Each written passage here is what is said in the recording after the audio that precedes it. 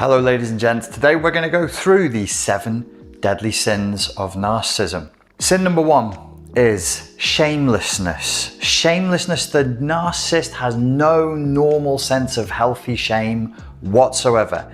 If they have a choice, they'll always choose feelings of guilt over any feelings of shame that they might feel, because that means that they can always say, well, I meant for the best, but it just didn't work out that way, or I meant for the best, or my actions, my words were misinterpreted. You'll frequently hear them use that as a defense. They hate to be criticized. This is a part of their shamelessness. If you start doing what their superego should be doing for them, like a normal, healthy person, saying, hey, I'm acting like a bit of a dick here, they will loathe you for it. They'll attack you for it because you're attacking their perfect, unquestionable, narcissistic self-image, the false self.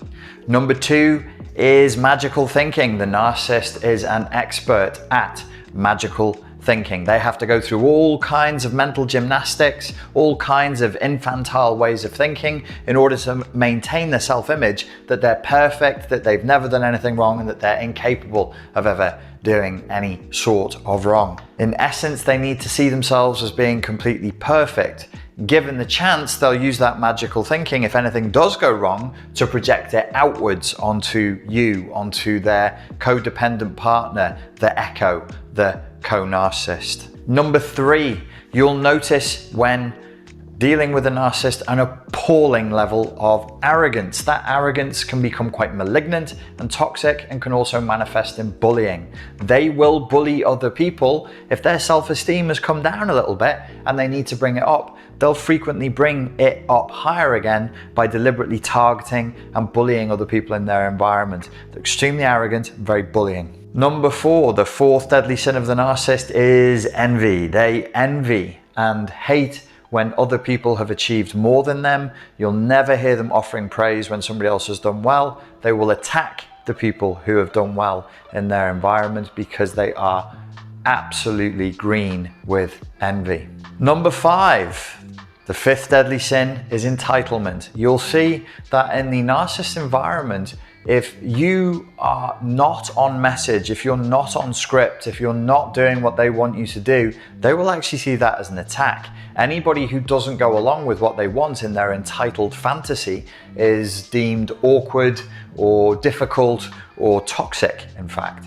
Number 6 is exploitation. All narcissistic relationships are marked by a very, very high level of exploitative behavior, particularly nasty exploitative behavior. They don't do fairness. They don't do horizontal transactions. They do vertical transactions with winners and losers. And guess what? They're the winner, which makes you the not winner.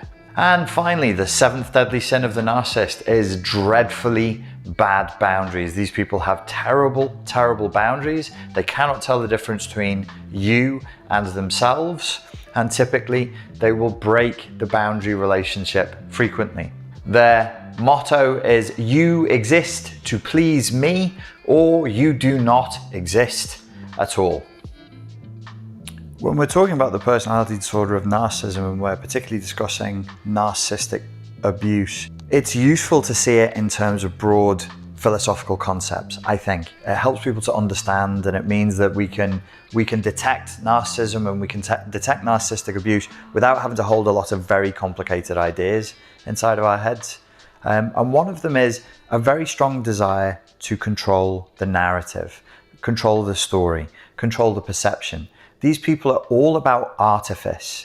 These people are all about the surface. They're only interested in the superficial. They're really only interested in the emotional responses that they can gather from others.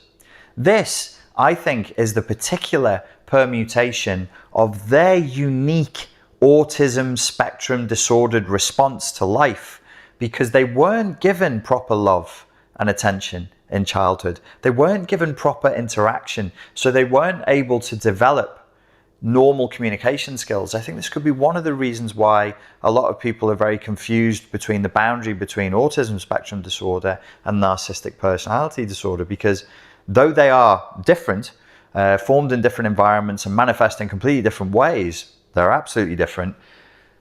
Narcissism looks like autism sometimes.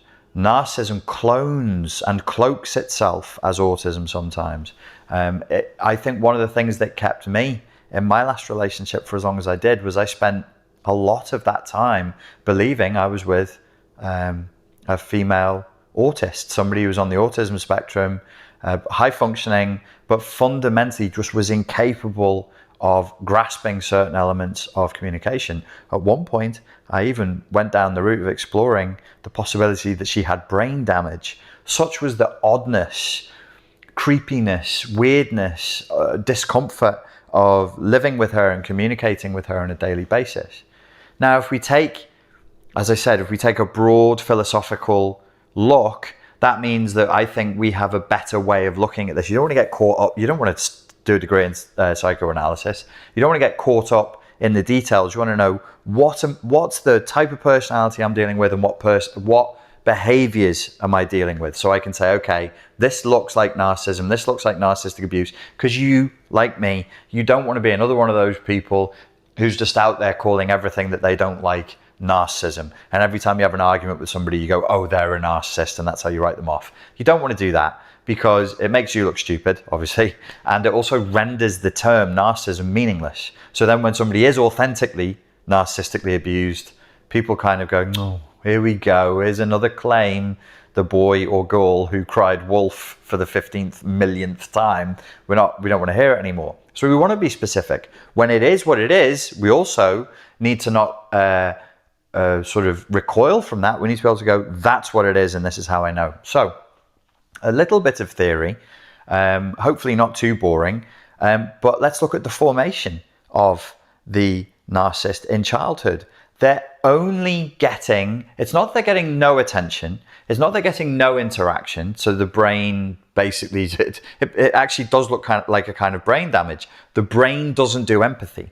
The brain doesn't do body language communication. The brain in its earliest formative years where it needed an adult who was interested in looking at them, eye contact is so important, skin contact is so important, facial expressions, tone. This is what in neurotypical normal families is what happens. You look at the baby and you go, ooh, ah, and you make weird noises, and the baby goes, ee, and you go, ee, and you copy, you echo, and the baby is going, it doesn't think these words, obviously, but it's thinking something primally like, I make noise, and the big human with the food makes noise.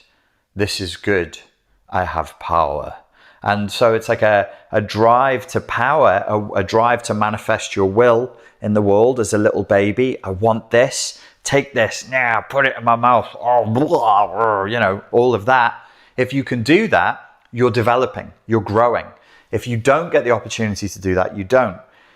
So that's pretty straightforward, right? This is where it gets a little bit weird, more theoretical. Extrapolate that forward then from a baby, literally an infant lying on its back. It can't do anything. It can't even crawl. It's pre 8 months old, so it's barely crawling. Now extrapolate what I just said forward to being a toddler, to being like 3, 4, 5 years old.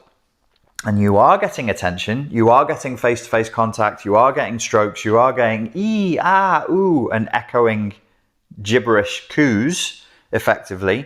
Now there's words, you're like, what are you doing? I'm doing a thing. What thing are you doing? Ooh, that's clever. And the child knows that that's not how you talk to other adults. When you and other adults talk, it's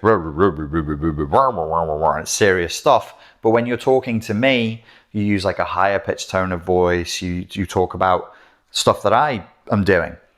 What if I'm only, imagine it's me. You're the psychiatrist and it's me. And now you shrink me exactly as I am with the same face and the same jumper on, but I'm a baby. Isn't that weird? And the parents in my environment are they're not ignoring me. They're not giving me the cold, no contact thing. But what they are doing is they're only giving me the echoing, reassuring facial expression, touch, both physical and symbolic and emotional, when I am performing and when I am acting in accordance with a very narrow band of behaviors that they never tell me what those narrow band of behaviors are, but but I learn them because all the time I'm just like, how do I, apart from learning language and apart from learning how to move my hands and feet, the big thing that my brain is doing is like, how do I win approval? How do I win approval from mummy and daddy? How do I get them to smile? How do I get them to, that love that they give me, it feels so good. How do I get more of that? What do I do to win more attention, to win more love? So they coerce me passively and implicitly to perform. And when I say perform, I mean it becomes transactional.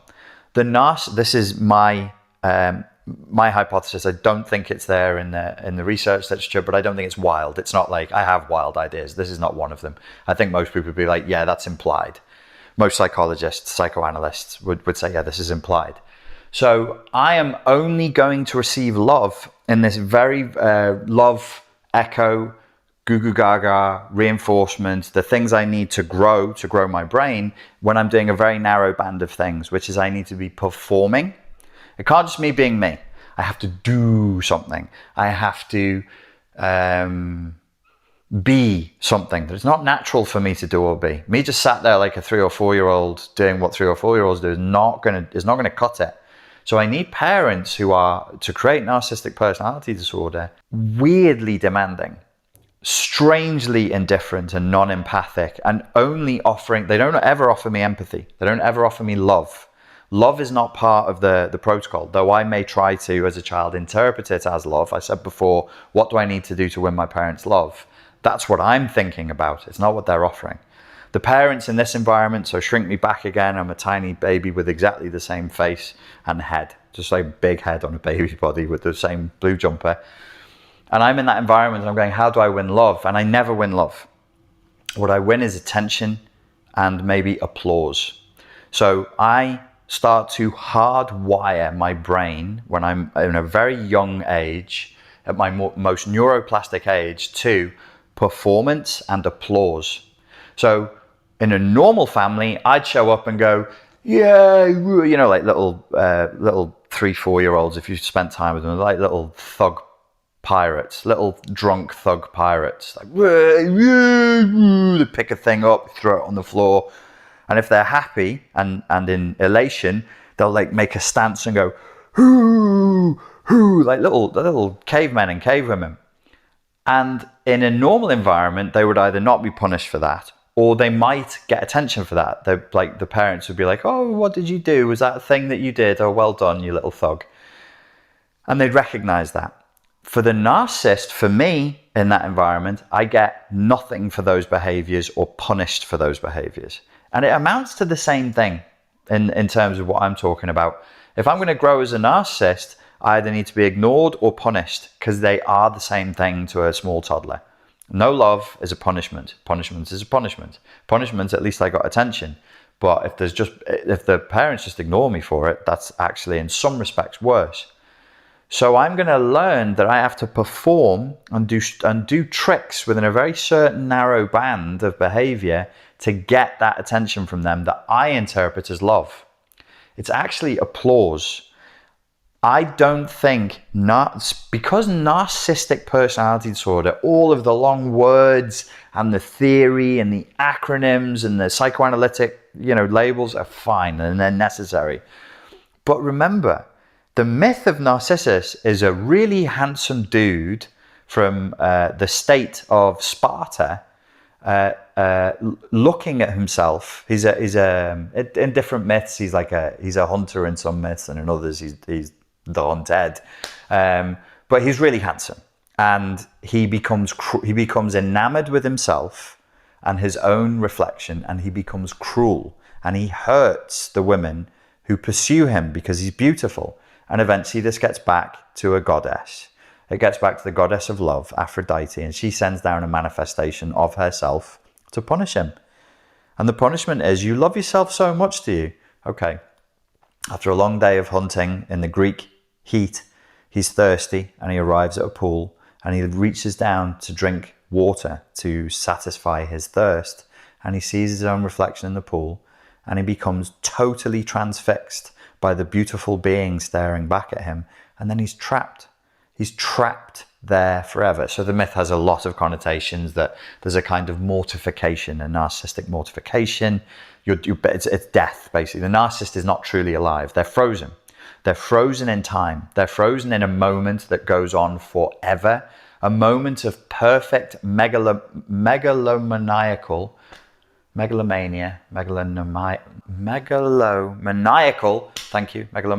moment. Megalomaniacal in this sense, obviously, if you're a megalomaniac, you want to rule the world. You want to rule the world. You want to be number one. Megalomania, according to some psychiatric theory, is actually us in the womb, because we rule that world. When we're in the womb, the matrix, as that's what the word matrix means, is the womb. When we're in the pod and we're in the womb, we rule the world. We're blue-pilled. We're living a blue pill, if you like the Matrix movie. We're living Cypher's life, the Judas of that story, who agrees to going back into the pod, back into the Matrix, to live life as a rock star and to enjoy wonderful things. That's us in the womb. Then we come out of the womb, we're like, hey, everything is saying no to me right now, where everything was yes before. Well, there wasn't even a no or a yes. My needs were satisfied before I even knew I had a need. It was just endless bliss. And now I'm having to deal with this shitty reality. So that's the megalomania that we aspire to. So the megalomaniacal state that we're trying to get back to is that of the matrix, is that of the pod, is that of being back inside of mother in utero. For all humans, the narcissist is trapped in the idea that they can maintain that. The neurotypical person deals with the heartache that they can't. They just go, well, that's just not going to be my life. So and you just deal with it. That's growth. That's individuation. That's humility. That's a sense of humor. That's stoicism. All of these great philosophical traditions come from that moment, the moment of, which is, I'm not the king. I'm not God, because you are both king, you're the empress, you're the god, you're the goddess, you're everything. And you are everything in utero. Everything is you. You are everything, and everything is you. Sometimes when people are obsessed with love and they get amorous narcissism, and what they're trying to do is get back to that in utero megalomaniacal state of being the king. You are everything, and everything is you. Well, actually what they're saying is, you are me. I've consumed you. We're in perfect union. Apart from what the obvious Freudian sexual overtones of trying to return to the womb between a man and a woman, as in the act of sex, there is this desire for supreme power, the supreme narcissistic elation. That's why I'm very, very suspicious of people who are obsessed with being in loving relationships. There is something fundamentally narcissistic about it. I want a person who will love me forever and ever and ever. Like Galadriel, when we see the dark side of the characters in Lord of the Rings, anybody who comes close to the ring, it brings out the worst of them. It brings out their shadow side. And Galadriel is this beautiful, kind, but strong warrior elf queen until she's close to the ring. And then we see that she's vain. The dark side of her, her unconscious, her shadow side, is vain and tyrannical and bullying and violent, and she wants to take revenge on the world. We all have that in us. We all have that desire in us because, well, the world's disappointing and it's full of disappointing people. And I think she says something like, I'll be as beautiful as the stormy sea. And she manifests as this sort of purely chaotic siren, mermaid, sea entity. The sea representing in Jungian psychology and dream psychology, the emotions, the unconscious, and sexual energy. And she wants to rage like the sea and conquer the world, and all will kneel before me. So we have that megalomania. So the good kittens of the world, the good cats, have gone, that's crazy, you can't do that, because there's a bunch of other humans here, there's other individuals here. So the neurotypicals, normals, or people who can espouse a good philosophy of life, are going, oh, other people also have needs. Oh, I must wait my turn. Oh, okay. Whereas the narcissists are literally stuck inside their mum.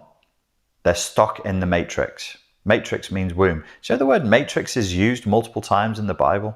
I only found that out recently. Isn't that interesting?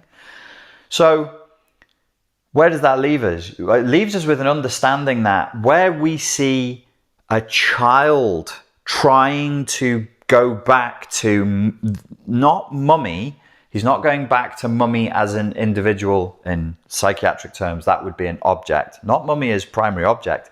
This is pre-egoic. This is before you're born. So when we say it's infantile, and you go, yeah, narcissists are like toddlers, which I've said, and I think it's true. I think there's an important way in which we can see temper tantrums and stamping of feet and that's mine and you don't take it. No, I want all the toys. Yeah, we see that. And we see infantile, like an infant bawling, just screaming and bawling. I didn't get my own way and I can't form words. I can't negotiate to get it. So, I'm just going to scream. But even smaller, even younger than that, as a fetus, they're trying to go back to a fetus-like state of just pure bliss. I am everything. Everything is me. All my needs are met. And where you see a deviation from that, they get hostile. They get aggressive. They get upset. They get judgmental. They start condemning people. If they have the power to, unfortunately, they'll start killing people. Trying to regain that balance, trying to regain their sense of, to compensate for that self-esteem has gone down. Oh, you're no longer in the matrix. You're losing control of the matrix. You lose control of the... No, I'll take it back by force. Rah! That's what you see. So hopefully that's given you a new way, a fresh way of looking at this. So you can go, okay, this is truly narcissistic behavior, because anybody can have a bad day. And just because somebody is vain and selfish doesn't really mean you're dealing with narcissistic personality disorder. When you see someone who fundamentally can't deal with adult reality, they lack the capacity to see that there are other human beings in the world, and you see their weakness, you see their fragility, you see that vulnerability, and you see them as a toddler, a baby, and as a fetus trying to win back the megalomaniacal God-king state of being in the matrix. That means you're dealing with true narcissistic personality disorder. Ladies and gentlemen, thank you very much for your time and for your attention. Please do stay very grateful for everything that you have. Cheers. If you enjoyed that video, please check out this video over here on the left. Below you will see a link to a free PDF, and over here on the right you can subscribe to my channel to get all future updates immediately. Thank you.